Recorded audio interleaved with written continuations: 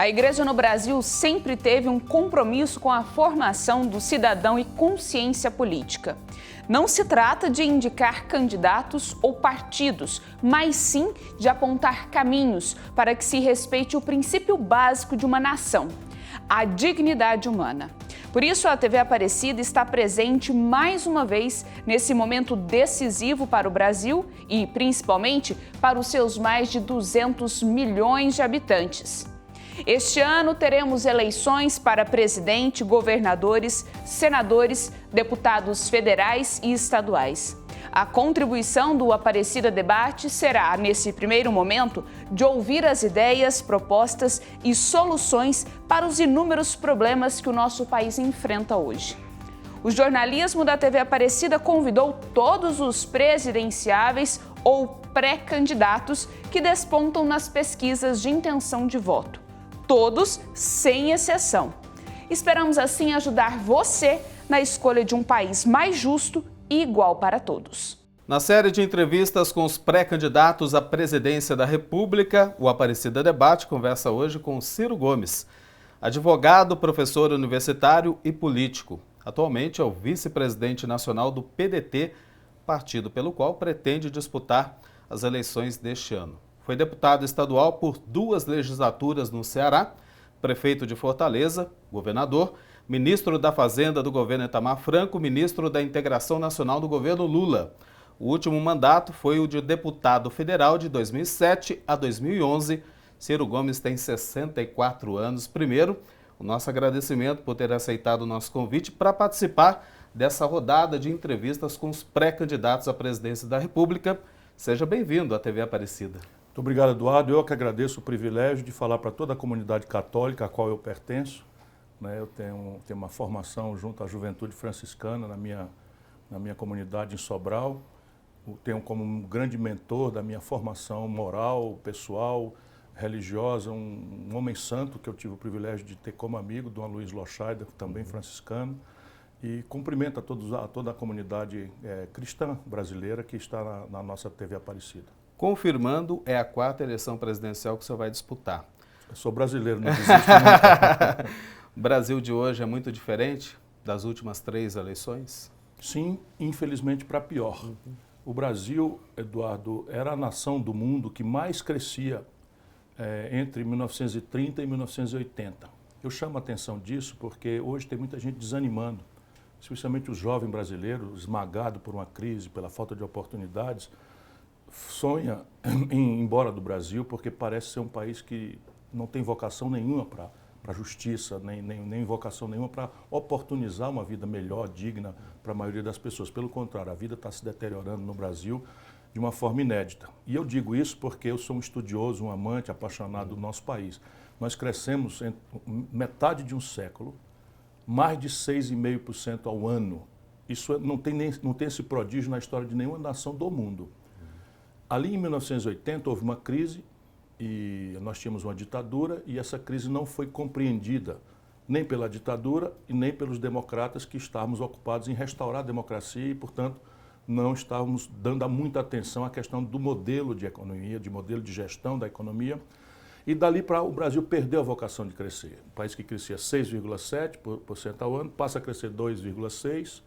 E em 2010, esses problemas se acumularam de um jeito tal que o Brasil, pela primeira vez em 120 anos, para.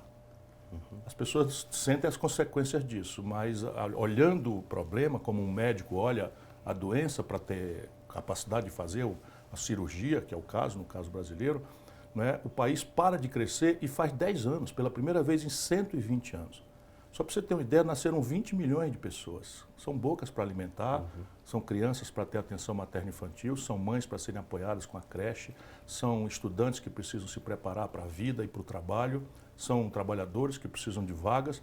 E um país que não cresce, o bolo vai diminuindo e nós então estamos vendo hoje 70% da força de trabalho do Brasil, isso não é brinquedo não, 7 em cada 10 brasileiros estão ou abertamente desempregados ou trabalhando na mais selvagem precarização. O que é a selvagem precarização? A jornada de trabalho média dessa gente, a maioria esmagadora, é de 70 horas semanais, contra uma semana legal de 44 horas semanais, a renda média de R$ 1.800, mas não tem férias, nem 13º, nem licença maternidade, nem licença paternidade agora. E ainda há uma ilusão de que estão levando alguma coisa para casa. Mas eu estou preocupado, como os homens de Estado devem estar, quando essa gente envelhecer. O tempo chega para todos nós, e a doença e a incapacidade de trabalhar. Estamos falando de 80 milhões de pessoas cuja velhice não será coberta por nenhuma previdência, porque estão banidos. Então, esse é o tamanho da tragédia brasileira e que eu quero ajudar a construir uma solução. Entre os muitos problemas que o Brasil enfrenta hoje, o que o senhor considera mais grave, que o senhor pretende atacar assim que chegar ao Palácio do Planalto, se for eleito nas eleições deste ano? A miséria e a desigualdade, porque a miséria e a desigualdade são a mãe de todas as outras tragédias. Só para você ter uma ideia, a tragédia da violência, que está aí, né, espetando medo no coração de toda a família brasileira. O jovem brasileiro das periferias, hoje ou vai ser morto pela polícia, ou vai ser cooptado pelas facções criminosas que estão dominando as periferias do Brasil, ou este é o medo dos pais, porque tem muito jovem que consegue escapar disso, felizmente ainda é a maioria, mas nós temos mais de 20 milhões de jovens brasileiros que eles estão chamando de nem estudam, nem trabalham. Então, a miséria e a desigualdade são a mãe das epidemias. Você imagina a gente abrir uma pandemia como a Covid, em que a gente dizia o seguinte: se isole, né? Se isole, lave as mãos com álcool gel. Para quem conhece o povo como eu pensava, meu Deus, quanta angústia não deve estar sofrendo 10 milhões de lares brasileiros que não tem água encanada para lavar a mão. Gente que está fazendo a troca de não pagar a conta de energia para poder comer, tem dinheiro para comprar álcool gel, percebe? Então, assim, a miséria e a desigualdade são a chaga mais grave. Por quê? Porque não precisava ser assim. Se você tomar, por exemplo, o continente africano e ver a riqueza que existe ali, e como num passo de mágica a gente dividisse essa riqueza, ainda assim seriam países muito pobres.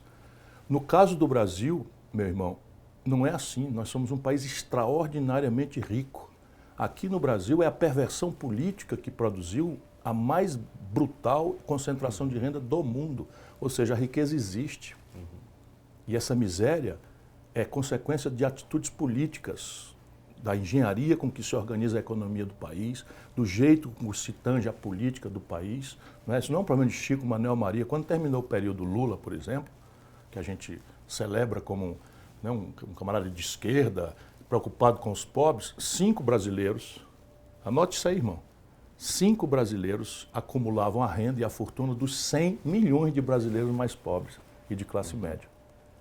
Isso não existe parecido em nenhum lugar do mundo. 5 pessoas, eu conheço o nome dos 5, têm uma fortuna tão grande que é a soma dos que os mais pobres, 100 milhões e de classe média do Brasil, têm para sobreviver.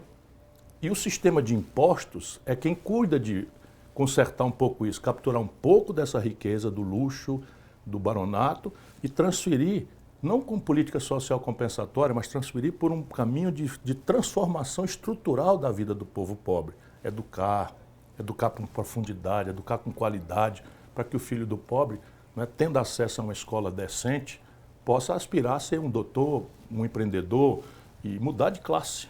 Né? Isso tudo é possível de ser feito no Brasil. Quem está desertando no Brasil é a política. Ciro, miséria que foi agravada, né, pela pandemia do coronavírus, que teve um impacto direto na vida dos brasileiros, né? Você falava da desigualdade, da miséria, mas também a fome, né, que é uma causa direta da miséria. Hoje tem milhões de brasileiros que não têm o que colocar na mesa para dar para os filhos comerem. Alimentação básica do dia a dia, né? A gente viu até cenas angustiantes de pessoas em caminhões de coleta de lixo pegando o resto para tentar comer, gente comprando osso para ter o que comer nas refeições. Como acabar com esse problema que vem de muitos anos aqui no Brasil, que é o problema da fome? Eduardo, eu tenho pedido a Deus para iluminar a minha palavra, e eu cito de novo. Se você tomar a África, esse continente muito parecido conosco, eles não têm produção de comida. Se você pegar o leste da Europa, olha onde eu estou falando, o leste da Europa, eles não têm produção para comida. Se você pegar a extraordinária potência chinesa, 2 milhões quer dizer, 1 bilhão de bocas para alimentar, 1 bilhão e 300 milhões de bocas para alimentar, eles não têm produção de comida. O Brasil é o oposto. Nós somos, se você pegar consolidada a produção de alimentos, nós somos o maior produtor de alimentos do mundo. Tanto proteínas vegetais quanto proteínas animais. E hoje no Brasil, eu estudo muito para ter a dimensão dos números, porque eu quero fazer uma proposta, dizer quanto custa e dizer de onde é que vem o dinheiro, para encerrar essa crônica mentirosa em que se transformou a política brasileira, demagógica, em que você fala o que as pessoas querem ouvir e depois deixa tudo como está, né, o que aconteceu na tragédia política brasileira. Veja, 129 milhões de brasileiros hoje comem precariamente. Menos do que o mínimo necessário para a nutrição que o nosso corpo precisa. Eu sou comovido com a questão das crianças. Aí, quando eu vou olhar esses 129 milhões, apenas 1 de cada 4 crianças brasileiras fazem 3 refeições. 1 de cada 4 crianças. É só você lembrar que uma criança, né, uma estatística, pode ser o seu filho, que chega para você, pai, ou mãe, estou com fome. Pai, mãe, a minha barriguinha está doendo. E você não tem o que dar para ele de comer. A elite brasileira trocou o coração por uma pedra. Os políticos brasileiros são, por média, canalhas, quando eu penso nesses números. Por quê? Porque nós temos como resolver isso. 20 milhões passam fome. Como é que se resolve isso? Você resolve isso com uma política de abastecimento e preços que o Brasil já teve e que o mundo civilizado inteiro faz. O que é isso na prática? É assim, o governo, na hora que houver a safra, que o atravessador vem com a faca no pescoço do pequeno, que não tem capital, que não tem onde estocar, que não tem onde conservar sua produção, ele vende por um preço vil. O governo deve entrar nessa hora comprando por um preço mínimo que garanta a rentabilidade do pequeno e até do grande, se for o caso, para não ter ciclos de especulação. Forma estoques, estrutura armazenamento. Hoje em dia esse armazenamento pode ser virtual, você pode fazer mercado futuro, papéis, enfim, para quem estuda as coisas como não é, você tem essa solução. E quando chegar a hora que o chinês bota preço na carne, bota preço na soja, pagando em dólar, e que o barão do agronegócio vai querer ganhar dinheiro, pouco passa importante se nós estamos com fome aqui embaixo ou não, é da lógica trágica do capitalismo exponencializar o lucro. Então ele vai vender lá fora. Ora, na hora que ele vender lá fora, que ele desabastece aqui, o preço sobe, o governo pega aqueles estoques e desova, garantindo o abastecimento e preços a preços acessíveis para a população brasileira. Isso tudo os americanos fazem todo ano, a Europa faz todo ano, a China faz todo ano e o Brasil fazia. E essa turma do Fernando Henrique, Lula para cá, na lambança, na conversa fiada, destruíram. As pessoas mais velhas sabem o que é Cibrazen, Conab, tudo isso o Brasil já teve. E esse desmonte aconteceu e hoje o Brasil está vulnerável a isso. O chinês entra comprando, o agronegócio vende o frango, vende a carne por dólar lá fora e você aqui dentro que se lixa.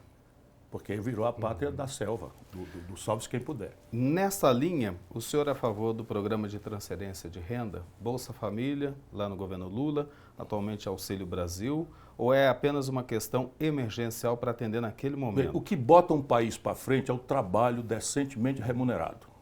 Transferência de renda, políticas sociais compensatórias, é um elemento que o neoliberalismo, que garante essa selva toda, fez para tentar atenuar o caminho, anestesiar a contradição e manter a miséria e os miseráveis, os pobres dos países do mundo inteiro, acomodados, não é, diante da farra, do luxo e do privilégio de uma elite cada vez mais ególatra, cada vez mais insensível e cada vez mais antinacional.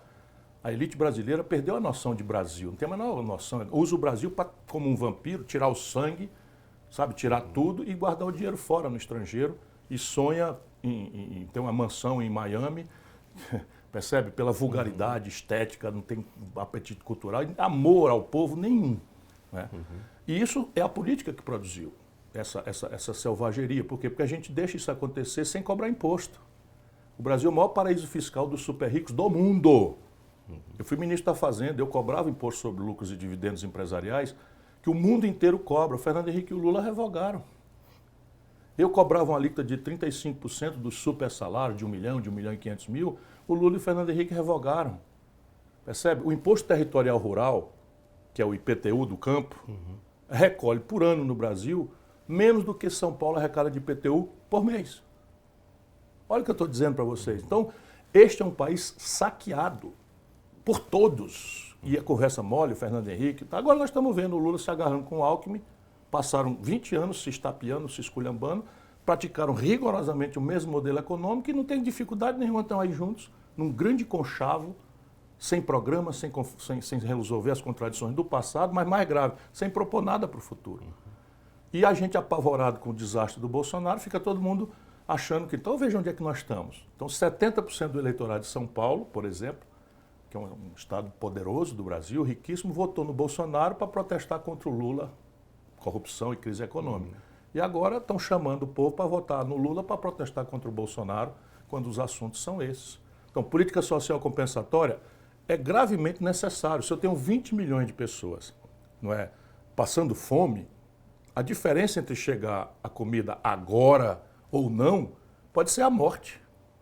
Então, enquanto a gente discute uma mudança de modelo com os tempos de cago manco dos políticos de Brasília, não é? Essa farra de privilégios, de alienação que se transformou a política brasileira, isso também é um fenômeno recente, não é? Você tem que chegar o mínimo para as pessoas, mas não pode achar que isto é um fim em si mesmo e que é cruelmente isso, é uma anestesia, é uma caridade que fazem para aplacar a revolta, não é? Que deveria acontecer. Eu estou chamando o povo brasileiro a uma rebeldia da esperança. Não é uma rebeldia violenta, é uma rebeldia com causa, uma rebeldia com o diagnóstico correto dos problemas, para a gente experimentar uma mudança de um modelo econômico que é o mesmo há 30 anos e de um modelo de governança política em que muda tudo para não mudar nada. Caramba, o Bolsonaro se filiou ao partido do Valdemar Costa Neto, que era o cara a quem o Lula deu o DENIT para roubar e foi preso no escândalo do Mensalão. Peraí, o Valdemar Costa Neto era lugar-tenente para roubar no governo do Lula e agora aparece como chefe do Bolsonaro e o Bolsonaro e o Lula botam o povo para brigar com ódio, paixão, como se fosse tudo diferente. Eu rio para não chorar, sabe? Esse menino, esse senhor do PTB, o Roberto Jefferson, fez a defesa do Collor no impeachment, depois foi preso no Mensalão porque o Lula deu os correios para ele roubar. Isso tudo é documento, foi condenado, pagou cadeia e tal. E agora surge como o cara mais agressivo que defende o Bolsonaro.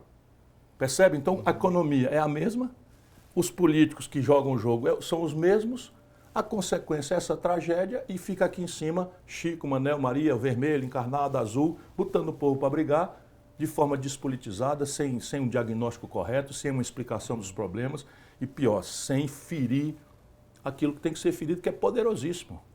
Não é? Meia dúzia de barões brasileiros dão as cartas e concentram a renda que falta para o povo comer.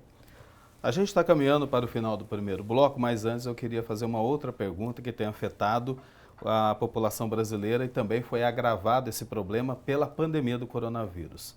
Falando do desemprego, Ciro. São milhões de pessoas que não têm um trabalho. Logicamente, a renda foi diminuída e a gente cai de novo na miséria, na pobreza e na fome. Tem uma solução para a questão do desemprego? Voltar a crescer a economia, proporcionar a esses brasileiros que voltem a trabalhar para ter uma vida mais digna? Tem, mas exige isso que eu estou tentando repetidamente falar, pedindo a Deus, volto a dizer, que ilumine a minha palavra para que a disputa eleitoral não seja uma disputa de egos, de carismas, de lambança, de demagogia, de frase feita, que o povo é tão machucado e sofrido que às vezes uma palavra serve para o cara alimentar uma esperançazinha, mas só palavra vira só o seguinte, uma esperançazinha agora para ser uma grande decepção logo mais. Como é que surge um emprego? Deixa eu ser bastante simples, para não parecer conversa de economista. Emprego é quando o comércio abre uma loja acolá e a outra daqui não fecha. Emprego é quando a indústria abre acolá e a daqui não fecha. Emprego é quando aumenta a roça ali e a roça daqui não encolhe. Significa o quê? Que a economia tem que crescer. A economia não cresce porque eu gostaria que ela crescesse. Ela cresce se alguns elementos práticos forem dados. Eu vou te dizer, são 4 elementos, 4 motores, vamos supor assim, é um carro com 4 motores que empurram esse carro para crescer, que é a economia do país.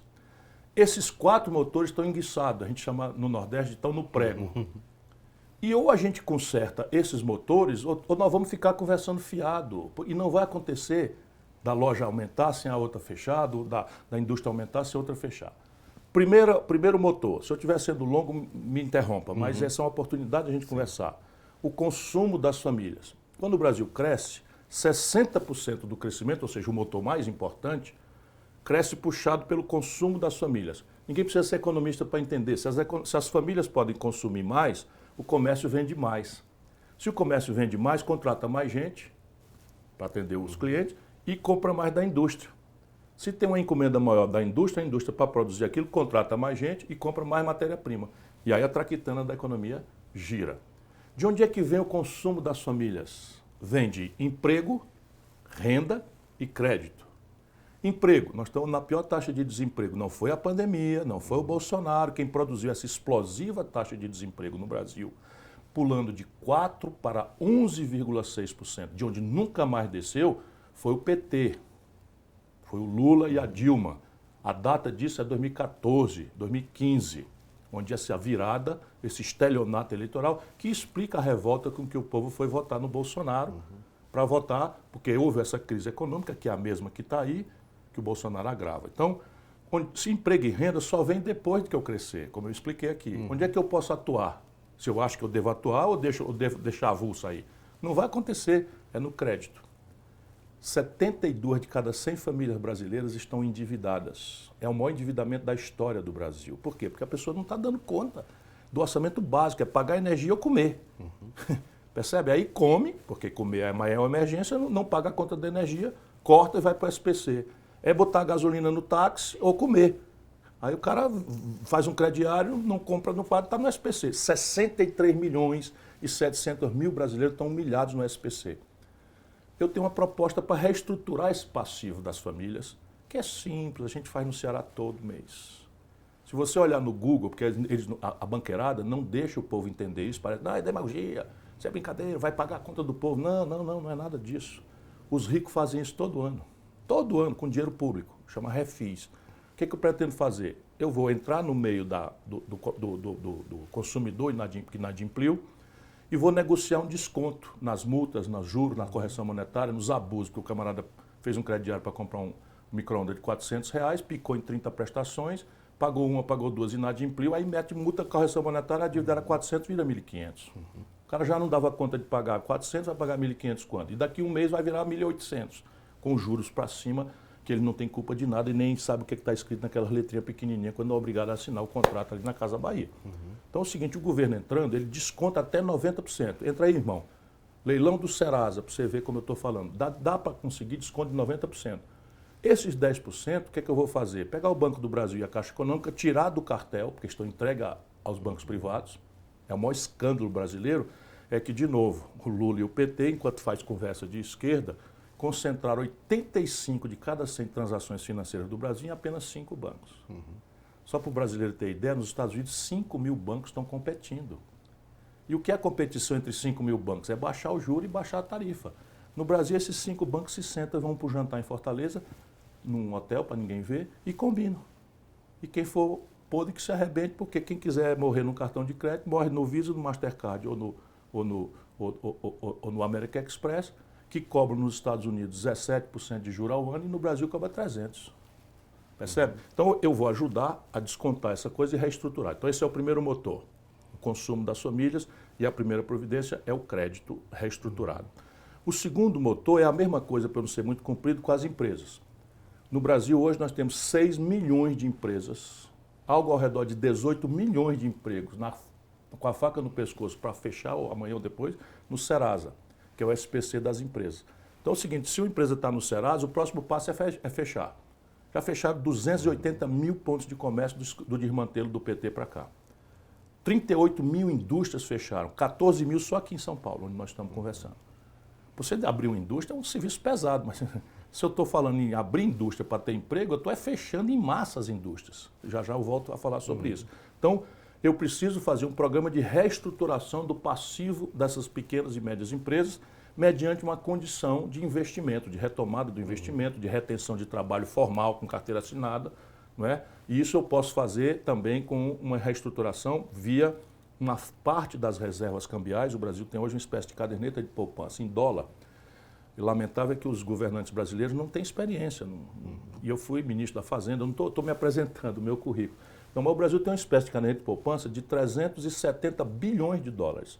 Multiplique por 5, você vai ver, nós temos aí 1 trilhão e 500 bilhões de reais de caderneta de poupança. Você não pode torrar isso porque é uma reserva de conta em dólar para os fluxos internacionais. Mas uma parte disso, 70 bilhões de dólares, você pode fazer um fundo soberano para trocar a dívida interna em juro explosivo e vencido por dívida externa a juro perto de zero, com prazo maior, para financiar essa reestruturação empresarial, né, para mudar as máquinas, para ganhar produtividade, enfim. E aí eu vou retomar o investimento privado.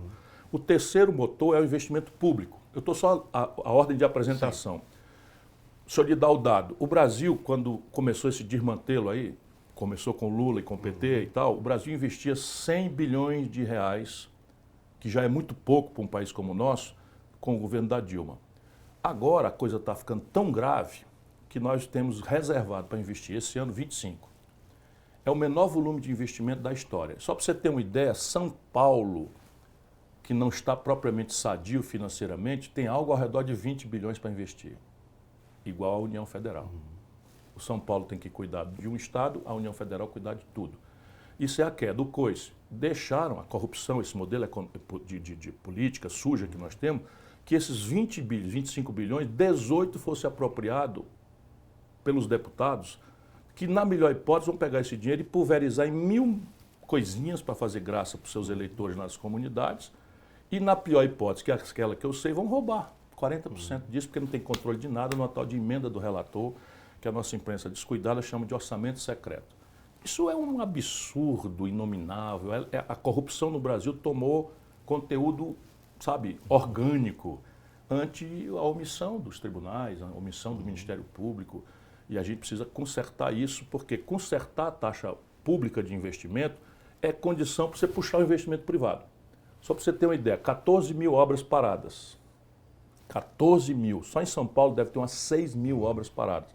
Qual é a característica dessa obra? Já foi licenciada, já foi licitada, sabe, essas questões de burocracia, tudo já resolvido, tem um pepino no Tribunal de Contas, você resolve ali com a força-tarefa, enfim, rápida de fazer, e ela tem uma característica, ela emprega amanhã o brasileiro que tem dificuldade de qualificação para o trabalho, que esse é outro grave problema para o país, e é uma obra de construção pesada ou leve, moradia, saneamento, estrada, porto, ferrovia, etc., que não importa insumos do estrangeiro.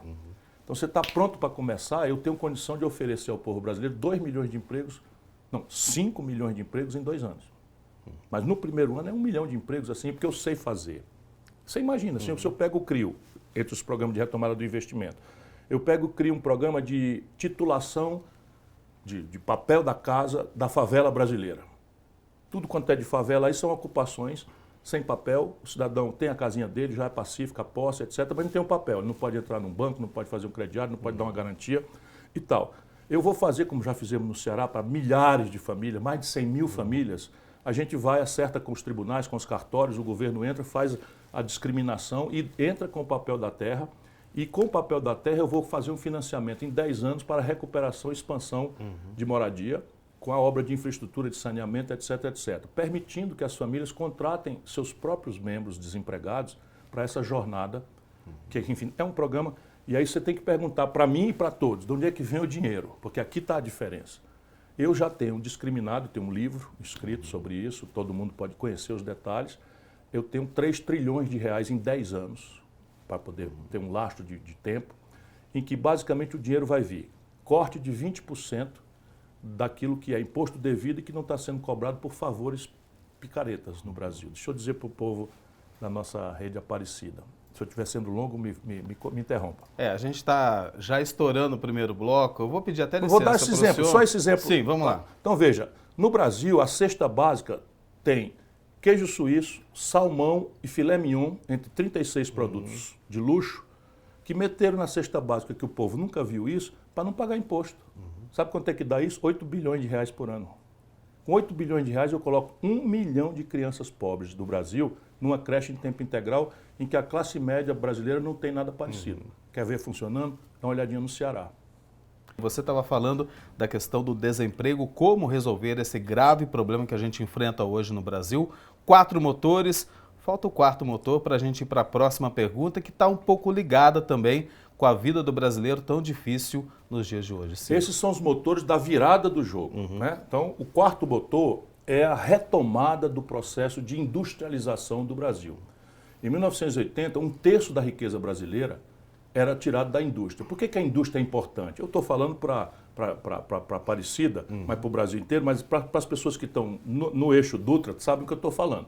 É um eixo industrial importante onde milhares, milhões de pessoas trabalham, onde os impostos são mais generosos, os salários são melhores. Por isso que a indústria é uma etapa fundamental do progresso. Pois bem, o Brasil tinha 1/3 da sua produção industrial, hoje é 9%. Essa política maluca, Fernando Henrique, Lula, Dilma, etc., destruiu no Brasil a indústria nacional brasileira. E eu quero retomar a indústria como? Pelo caminho da lei do menor esforço. Qual é a lei do menor esforço? São aqueles setores onde o Brasil já está gastando dinheiro, o dinheiro, portanto, já existe. Nós temos aptidão tecnológica, em alguns setores muito mais do que em outros, mas temos aptidão tecnológica e o mercado público, o mercado da compra do governo já dá escala para essa indústria existir. Eu falo isso há muitos anos, mas agora a pandemia me ajudou, né, a mostrar isso com um exemplo trágico que eu citava no passado. O Complexo Industrial da Saúde. Meu irmão, o SUS é o sistema público de saúde maior do planeta Terra. Compra só o SUS federal 17 bilhões de dólares por ano do estrangeiro, financiando emprego na Índia, na China, nos Estados Unidos e na Europa. Estou te falando 17 bilhões, dá mais de 100 bilhões de reais por ano. E quem é o mercado? O governo. Prótese, cama de hospital, bengala, remédio, um simples Tilenol, 86% do pozinho que faz o Tilenol vem do estrangeiro. Sabe? Agora estamos vacinando o nosso povo, todos os fármacos, princípio ativo das vacinas. O Brasil que sabe fazer vacina há mais de 120 anos, com o Butantan, nós estamos trazendo da Índia e da China. Isso não faz sentido. Então é o seguinte, é um programa de substituição de importações com a ferramenta da compra governamental e que não é estatal. Eu vou associar o governo com as universidades, vou criar uma grande estrutura de capacitação gerencial, assistência técnica, acesso a mercado, o principal mercado é a compra governamental, para apoiar jovens empreendedores que vão sair das universidades com essa vocação empreendedora e que vão ter o mercado do governo e organizar arranjos produtivos locais, fazendo política de desenvolvimento regional. Então, o Complexo Industrial da Saúde, todo mundo entende. Em vez de eu comprar, né, um aparelho de ecografia da China, eu vou desenvolver na Paraíba um aparelho de ecografia, que a tecnologia é absolutamente simples, a patente dessas coisas já está vencida, faço o perfil e pego a universidade e dissemino para o jovem empreendedor que isso é lá. Por quê? Porque eu vou incubar a empresa, vou ensinar ele a ser empreendedor, vou apoiá-lo e o governo compra. Vai fazer assistência técnica e compra, porque eu vou distribuir esse pequeno aparelho de ultrassom na região Nordeste, vou pegar o semiárido do Nordeste, onde a pobreza maior existe, vou fazer isso na metade sul do Rio Grande do Sul, Vale de Jequitinhonha e Mucuri, que é a região mais pobre de Minas Gerais, o fundão da Amazônia, Cabeça do Cachorro, Tabatinga, a faixa de fronteira, enfim, esse potencial. Mas assim, o Complexo Industrial da Defesa, os militares brasileiros gastam bilhões por ano comprando tudo enquanto do estrangeiro.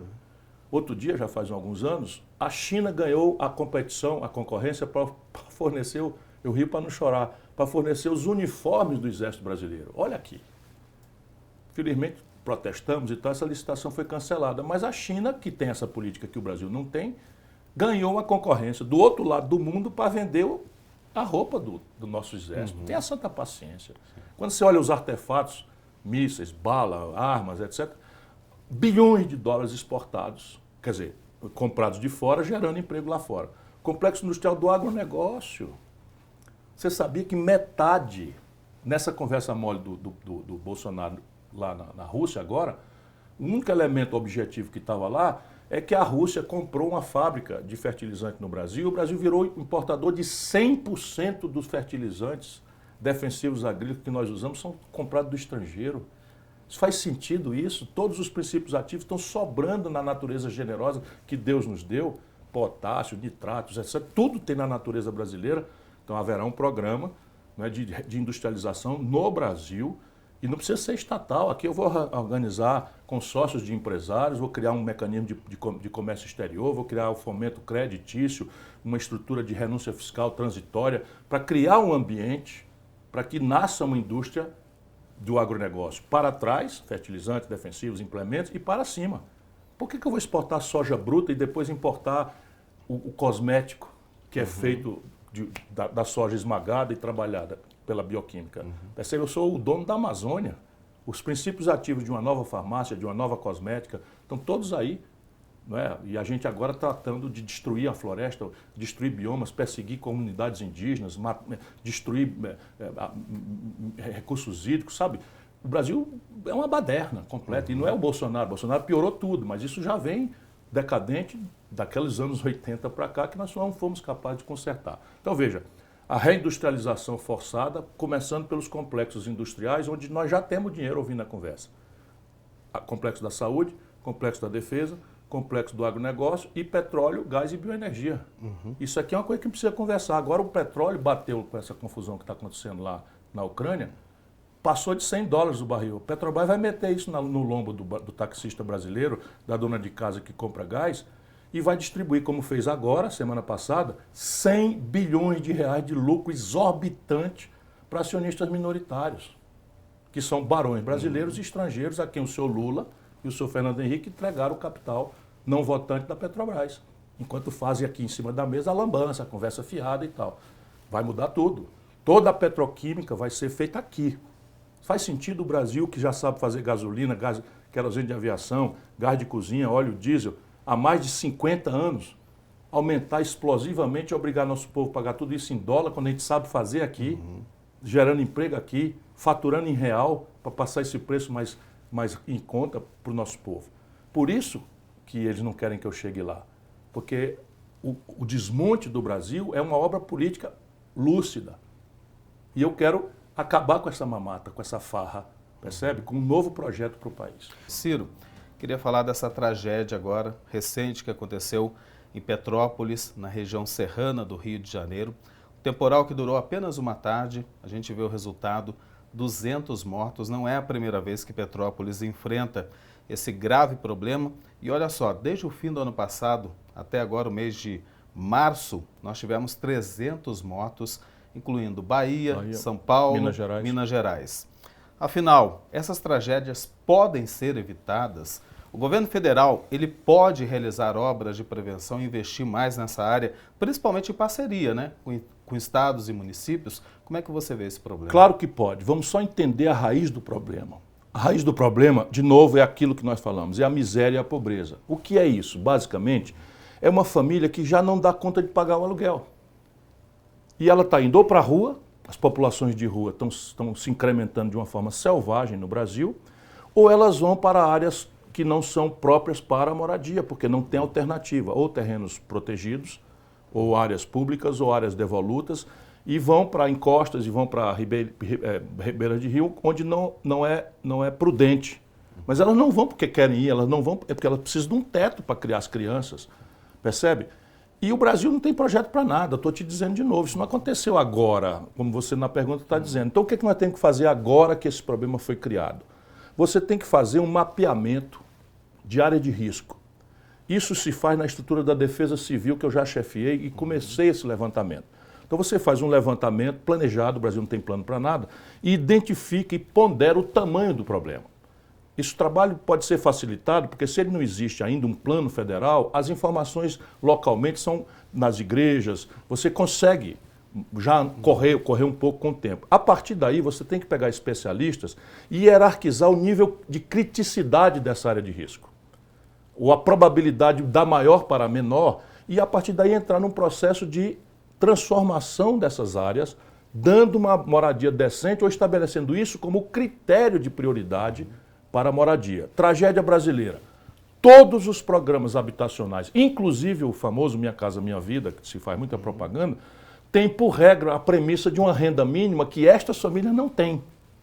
Porque são elas que estão na informalidade, são elas que estão mendigando, são elas que, são mulheres que chefiam famílias cujos homens foram embora e não tem creche para deixar criança e não podem trabalhar. É uma tragédia que ou a gente entende que o país tem uma responsabilidade com isso, ou a selva neoliberal, que está dominando entre nós há 30 anos, vai continuar aperfeiçoando a sua tragédia em mortes. E nós, por caridade, por sentimento cristão, nos solidarizamos, fazemos uma campanha de cobertor, fazemos uma campanha de doação de comida, de água, para aplacar o nosso remorso, mas isso, se é cristão, sob o ponto de vista individual, não dispensa os governos de cumprir essa tarefa.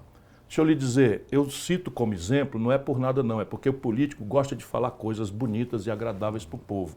Mas nós fizemos isso em Fortaleza. Então, Fortaleza, há muitos anos não morre uma família em área de risco. Por quê? Porque nós mapeamos todas as áreas de risco. Não temos dinheiro, nem sabemos fazer milagre para dar uma casa decente para todo mundo, mas já fizemos as obras de contenção do Cocó, já fizemos... Cocó é um rio que passa dentro da cidade, que matava gente todo ano. Já fizemos as obras de contenção do Morro Santa Terezinha, portanto está todo estabilizado. E estamos fazendo um processo contínuo de moradia popular para as famílias que não têm renda. Aqui a lógica é financiar a casa não pela renda que a pessoa tem, mas por uma prestação fixa, acessível, que possa ser aí 5% do salário mínimo. Por quê? Porque aqui é para não dar a casa, não é? E você valorizar. Ou fazer comodato.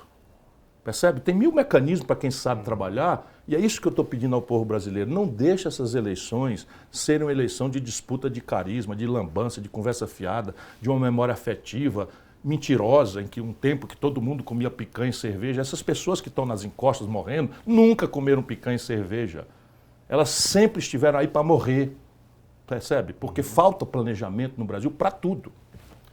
Queria tocar no assunto que sempre está no centro do debate político quando a gente vive um período eleitoral: corrupção. É esse mal que está enraizado há séculos aqui no Brasil, contamina as instituições públicas, contamina o próprio cidadão brasileiro. Tem como acabar com isso, Ciro, Não. definitivamente? Não. A corrupção, assim como o pecado, nós somos cristãos, é uma inerência da fraqueza do ser humano. A cobiça, a vontade de consumir sem ter a renda para isso, o poder sem controle, né? Enfim, a cobiça, que é um dos pecados, né, da alma humana, vulneram as sociedades, todas elas. Nós não precisamos nos imolar aqui no Brasil a este flagelo da corrupção.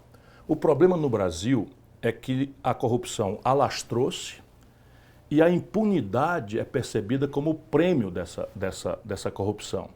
Isto nós temos como resolver. Eu estou propondo agora em março, porque não é uma obra minha, eu juntei um punhado de sábios, juristas, cientistas políticos, pegamos a experiência internacional comparada, as legislações, porque a gente precisa apresentar para o povo brasileiro um projeto consequente, sereno, equilibrado. Por quê? Porque a corrupção também virou um instrumento de manipulação política do povo. Se você olhar, assim, me perdoem, por favor, pelo amor de Deus, essa comparação, mas a gente não pode vulnerar o Brasil a um debate que não tenha clarezas, por delicadeza, e eu procuro ser delicado. Mas o que habilita um homem como Sérgio Moro a se apresentar como candidato a presidente de uma nação que tem 210 milhões de habitantes e os problemas que nós estamos perpassando aqui? Qual é a obra desse senhor? Que compreensão ele tem do Brasil? Qual é a experiência que ele adquiriu? Ele conhece o povo brasileiro? Ele sabe a geografia do país? Ele... Não é nada. É o quê? Como juiz, resolveu, né, condenar um político popular, querido, tirou esse político da eleição como juiz, em seguida foi ser ministro do político que ganhou a eleição porque ele tirou esse político da eleição, denunciando corrupção. Aqui para nós, dramaticamente verdadeira. A corrupção virou um elemento central do modelo de poder do Lula e do PT. Mas o Sérgio Moro, pelas tantas, resolveu fazer política. E não estou dizendo isso agora, eu disse na data, ele está preparando a anulação dos processos, ele vai garantir a impunidade, mas o povo, cansado, machucado, sofrendo tudo que sofre e vendo na televisão a notícia dos privilégios, da roubalheira, do enfim, etc, etc, fica predisposto a esses, aspas, salvadores da pátria, esse chicote moral da nação. Quando você vê isso, meu irmão, desconfie que é outro corrupto que está explorando a sua indignação com a corrupção. Aí vai ser ministro do político que ganhou a eleição. Ele não podia fazer isso. Como é que eu condeno um político, tiro ele da eleição e vou ser ministro do outro político que ganhou a eleição? Em troca de uma vantagem devida cujo nome é corrupção passiva no Código Penal. Promessa de um cargo vitalício no Supremo Tribunal Federal. Rompe com esse político e vai para onde? Trabalhar numa multinacional norte-americana, ganhar uma fortuna, 3.600.000 reais em 11 meses. Ô irmão, os seus cinegrafistas aqui, os que estão aqui, vão demorar 150 anos para ganhar 3 milhões e 600 mil reais se ganhar aí um salário de 4 mil reais. Uma fortuna por 11 meses de trabalho para quem podia trabalhar para qualquer firma. Não, ele foi para trabalhar para uma firma multinacional americana, cujo faturamento de milhões de reais tira da administração da massa falida das empreiteiras que ele quebrou. Isso é um picareta. E se apresenta, veja como é, sem proposta, sem projeto, sem experiência, sem ideia, sem conhecer o Brasil, como um candidato a presidente da República, com um único tema: corrupção, corrupção. Nós temos que tomar cuidado com isso. A corrupção não é enfrentada por um ou outro, a corrupção tem que ser as instituições. Sabe? A prevenção da corrupção trata-se de desenhar uma lei de licitações, estabelecer um caminho para a punição do enriquecimento sem causa, que hoje a corrupção é tão grave que a gente olha esse punguismo vulgar, que as televisões coisas, mas não tem a informação de que eles entregaram à BR Distribuidora um negócio filé da Petrobras por um preço subfaturado. Isso não sai nos jornais, por quê? Porque os donos dos jornais são sócios da falcatrua. Compreende? Corrupção moderna é assim, você tem a taxa de câmbio, estava em 5,70, agora está em 5. 5,10, 5,20, 5,30. Essa diferença aqui, se eu souber que ela vai acontecer, eu ganho uma fortuna apostando no mercado financeiro e o Paulo Guedes opera assim. Outro dia a ação da Petrobras caiu porque o Bolsonaro disse numa reunião, Paulo Guedes e 2 generais, que ia mexer na política de preço da Petrobras. Quando ele declara isso, 15 minutos depois tem uma operação completamente exótica que o povo não entende, porque as mídias não explicam, não repetem, porque eles são os mané-ganhão desse assunto, e isto é que é a corrupção. Todas elas são terríveis, são graves por si, porque o dinheiro roubado falta para o povo comer, mas pela destruição da confiança, especialmente dos jovens, na política, que é a linguagem da democracia. E aí se os jovens, se as pessoas honestas acham que a política é um ambiente de ladrões, se desertam, não vão votar, não querem participar, não querem ser candidato, os picaretas ocupam. Ciro, nessa linha, é uma pergunta que eu tenho feito para todos os pré-candidatos, falar de valores, princípios éticos e morais que não podem faltar, em tese, a um presidente da República que vai comandar o país. Quais são os valores que você não abre mão, estando na presidência da República e até em nome da governabilidade? A gente sabe, as alianças que são feitas antes e depois das eleições para esse relacionamento, às vezes um pouco duvidoso, entre governo federal e Congresso Nacional. Eduardo, isso é uma grande mentira. De novo, Fernando Henrique e o Lula criaram. Eu peço ao brasileiro que, antes de ouvir a minha resposta, olhe o exemplo do Itamar Franco, que governou esse país e fez o Plano Real. O Itamar Franco é o único presidente que não governou com essa gente. E fez o real. O Brasil cresceu, o desemprego despencou o menor da história. Percebe? Nunca contemporizou com isso. Agora vamos ver os outros. O Collor governou com essa gente e foi cassado. O Fernando Henrique governou com essa gente e o PSDB nunca mais ganhou a eleição nacional. O Lula governou com essa gente e foi parar na cadeia. A Dilma governou com essa gente e foi cassada. O Michel Temer governou com essa gente, aliás, ele é essa gente que o Lula botou na linha de sucessão, como está fazendo com o Conchavo agora com o Alckmin, e saiu pela porta dos fundos. E o Bolsonaro, que prometeu que ia mudar tudo isso, governa com essa gente e está desmoralizado. Então a ciência da tragédia brasileira, que eu chamo de modelo político, tem que ser mudada. E aí você diz, eu não sou inocente, você me apresentou aí, eu já fui deputado de oposição, deputado de situação, fui o deputado federal mais votado do Brasil, conheço os congressistas, sei como funciona, governei uma cidade, manejei uma Câmara de Vereadores, não tem um escândalo na minha história. Você tem ataques, agressões que são naturais, infelizmente, da vida pública, mal educada que a gente ainda tem, da democracia deformada que a gente ainda tem, mas eu me apresento no dia seguinte, com a ficha limpa, sem um processo na vida e tal, agredido, insultado, faz parte. Eu não estou me queixando não, quem está na chuva não pode ter medo de se molhar, e eu me garanto. Mas veja, o que essa governança política pede? Ela pede um presidente que não tenha medo de CPI. Ela pede um presidente que não queira se reeleger. É simples assim, porque a governabilidade que eles alegam não é para mudar o país, tanto que o país está aí, sem mudar nada. O que o Lula mudou no Brasil, francamente? A tomada de 3 pinos, eu brinco com ele, Lula. Lula, coisas boas que ele fez, crédito, salário mínimo, não sei o quê, tudo o Bolsonaro desfez em um ano, porque não houve uma mudança estrutural que o país tivesse garantido. Não, agora nós mudamos de patamar, ganhamos esse ponto aqui, ninguém vai nos tomar, porque a instituição mudou. Nada. Por quê? Porque era a reeleição e o medo de CPI. Mensalão, depois petrolão e não sei o que e tal. Ora, se eu não tenho rabo de palha, eu não tenho que ter medo de CPI. E se eu quero reformar o país, eu tenho que dizer, olha, eu pessoalmente abro mão da minha própria reeleição, que é meu compromisso, em troca das reformas que o país precisa. Por quê? É a inveja. Ninguém confessa que tem inveja. E quem tem a sabedoria de um Dom Valmor, né, que já ouviu muitas confissões, sabe que a inveja é um sentimento muito prevalente na alma humana. Mas ele é silencioso, ele não se confessa. Assim é a reeleição. Os meus aliados de hoje não querem que eu acerte a mão porque um deles quer ser presidente. Os meus adversários que perderam para mim hoje não querem que eu acerte a mão, não querem dialogar comigo, porque se eu acertar a mão, eu sou reeleito. Percebe? Então é o seguinte, se eu abro mão da reeleição, acabou. Vamos acertar a mão pelo país. E aí o país reestruturado, reformado, vai fazer uma eleição. Né?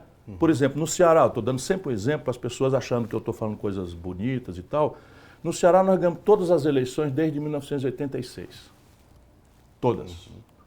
Não é porque a gente faz milagres, o Estado é muito pobre, já tem milagres. Melhor educação pública do Brasil, maior investimento por cabeça do Brasil, melhor rede pública de saúde do Brasil, Prêmio Mundial de Combate à Mortalidade Infantil. Tem coisas acontecendo. Sabe quantas vezes eu quis ser reeleito no Ceará? Nenhuma. Ok, 2 lá se reelegeram, o Tasso se reelegeu, mas eu não quis. Preferi ajudar a formar uma nova geração que está lá batendo um bolão, fazendo belíssimas obras, e eu fico feliz da vida. Por que preciso ser eu mesmo? Então, se eu não tenho o direito ao apetite da reeleição e não tenho medo de CPI, diminuiu a minha necessidade de me acertar no conchavo. Mas eu tenho mais outras chaves para fazer. Primeiro, propor as coisas. Eu estou sendo chato nessa entrevista com o seu espectador, porque você viu... Fica à vontade. Não, mas você viu como eu estou forçando a mão para explicar as ideias e tal. Por que eu quero? Para que a gente não vote no Chico, no Mané e na Maria. Porque se eu for eleito, o povo está votando em mim e nas ideias que eu apresentei. Porque elas vão ser bombardeadas. Eu vou cobrar um imposto sobre grandes fortunas. 0,5% de alíquota sobre os patrimônios acima de 20 milhões de reais. Eu vou atingir 58 mil poderosos bilionários brasileiros que vão fazer o diabo para eu não me eleger. Mas se eu ganho, está proposto e o povo, os deputados sabem que o povo votou nessa ideia. Então, propor as ideias e não Chico Manel, deixa que eu voto, comigo vai ser tudo melhor, picanha e cerveja para todo mundo, anticomunismo mentiroso do Bolsonaro, tudo isso, tudo lambança, para tirar o povo do foco de discutir problemas, soluções e custos, de onde é que vem o dinheiro, que é o que deve ser uma eleição. Depois eu vou propor nos 6 primeiros meses, que é uma hora mágica. Se você olhar o Fernando Henrique, quando se elegeu com o Real, tinha o Brasil na mão, propôs nada, um ano inteiro perdido. O Lula tinha o Brasil inteiro na mão, a revolução, um operário humilde que chega do Nordeste, vira um líder sindical extraordinário, o mundo inteiro admirando aquilo, todos nós ajudando e tal, ajudei. Não propôs nada, nada, nenhuma mudança. O sistema tributário brasileiro é o mais injusto, sabe? Cobra 40% de uma diarista que está fazendo a ligação no pré-pago, e menos de 6% dos super ricos no Brasil. Isso não é o Bolsonaro está igual ao Lula fez. Então propor nos 6 primeiros meses, que é a hora mágica, que o presidente foi eleito, o povão está ali ainda atento, todo mundo acreditando que agora vai, e vai mesmo. Está aqui a proposta, por isso ela vai ser apresentada antes. Como é que eu faço mais para garantir que não vai fracassar? Ao invés de eu negociar só com os deputados, eu vou negociar com os deputados, mas vou trazer para a mesa de negociação os governadores e prefeitos. Por quê? Porque eles estão quebrados. 23 dos 27 estados brasileiros, inclusive São Paulo, Rio, Minas Gerais e Rio Grande do Sul, quebrados. Eu vou trocar uma reestruturação da dívida desses estados com a União por um programa de investimento que será condicionado pela aprovação das reformas do país. E vou trazer os prefeitos e governadores para me ajudar nesse grande reconciliação do Brasil.